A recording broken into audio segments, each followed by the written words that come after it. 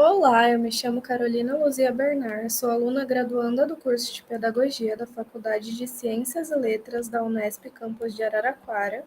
Venho, por meio desse, apresentar a minha pesquisa juntamente com a orientadora Carolina Seixela Filippo, intitulada Imagens, Impressos e Formação Docente, o caso da Revista de Educação, Santa Catarina de 1936 a 1937. O artigo busca analisar os retratos expressos nos 3 primeiros números da Revista de Educação e sua narrativa política enquanto instrumento de fermentação intelectual do professorado catarinense. Os periódicos têm 7 números no total, mas os 3 primeiros estão bastante preocupados em reafirmar uma narrativa política para designar o seu conteúdo escrito. Como se configura a Revista de Educação do órgão professorado catarinense? A Revista de Educação foi uma iniciativa do Departamento de Educação, possuindo seu primeiro impresso datado de 1936 e o último de 1937. Aqui podemos observar que o Departamento de Educação foi recém-estruturado na data de lançamento dos periódicos e a duração periódica é muito curta, totalizando 1 ano.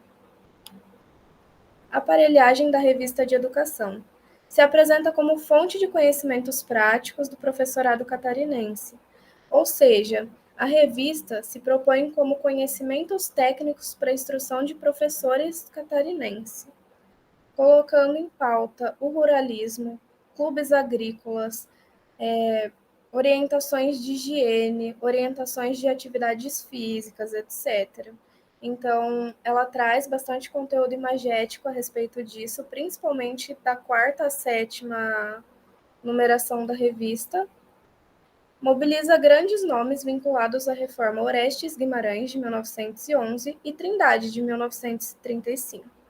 Então, a revista tende a homenagear muitos nomes que deram início às reformas de 1911 a 1935 no estado de Santa Catarina. Iniciativa que surgiu a partir da recente reestruturação do Departamento de Educação, de 1935. Quem são os retratados? Em sua maioria, todos os retratados têm vínculos políticos com o Partido Liberal Catarinense, principalmente da parte política. O professorado catarinense é uma situação que a gente vai ver ao decorrer da apresentação, porém, um determinado nome não toma parte política, ou seja, é neutro partidariamente. As reformas difundidas têm sua época bem distinta uma da outra, mas são expressas em determinada linearidade pela revista de educação, o que implica na coesão narrativa da revista, porque elas expressam determinada continuidade nas reformas. Continuidade essa que pode ou não ser verídica. Políticos: senador Vidal Ramos, governador Nereu Ramos, filho de Vidal Ramos, deputado estadual Altamiro Guimarães e governador interino Manuel Pedro Silveira. Todos os nomes vinculados ao Partido Liberal Catarinense. São esses os políticos homenageados na Revista de Educação Catarinense em seus 3 primeiros números. Os professores reformadores homenageados são Orestes de Oliveira Guimarães, Luiz Sanches Bezerra Trindade e João dos Santos Areão. Luiz Sanches Bezerra Trindade era o professor que eu falei anteriormente, que era neutro partidariamente.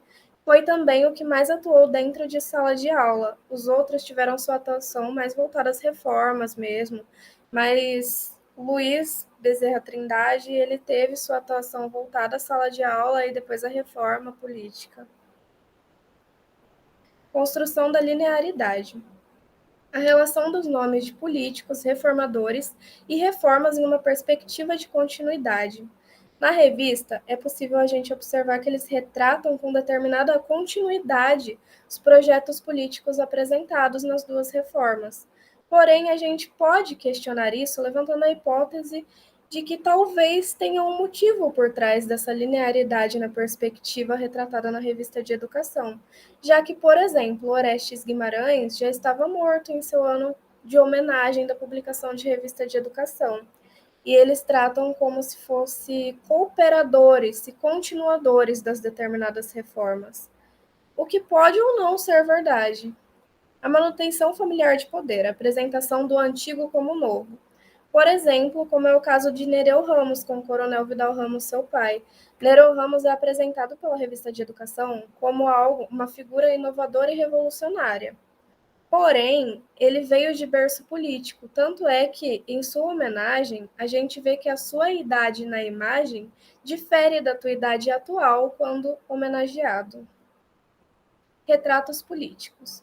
Os retratos são frutos de estúdio fotográfico, pousados e que por vezes não coincidem com o ano de publicação, como foi o exemplo de Nereu Ramos, que a gente vai ver o retrato mais à frente.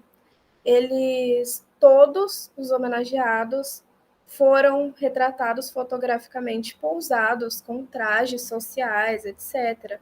O que no ano de publicação era uma coisa que viria a ser um luxo, por conta de seu valor, que não existia a acessibilidade que temos hoje a um conteúdo imagético fotográfico, etc. Aqui a gente pode ver a homenagem de Nereu Ramos. Aqui é onde eu falei da perspectiva do traje, de sua pose, fotos de estúdio com fundo neutro, etc. E a gente vê que ele é retratado muito novo em sua imagem de homenagem. Ou seja, por vir de um berço político, ele já tinha seu retrato político desde muito cedo, desde muito precoce.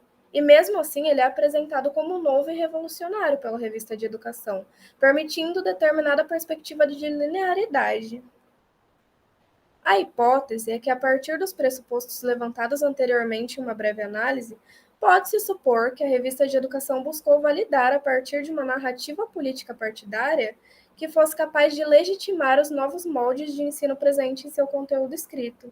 Ou seja, a reforma do Departamento de Educação veio a construir a revista de educação do órgão professorado catarinense para legitimar os seus novos moldes de ensino presentes nessa revista, em termos de orientação, etc. Como que eles buscaram legitimar esses novos moldes? Com a validação política partidária do Partido Liberal Catarinense. Aqui estão minhas referências teóricas. Muito obrigada.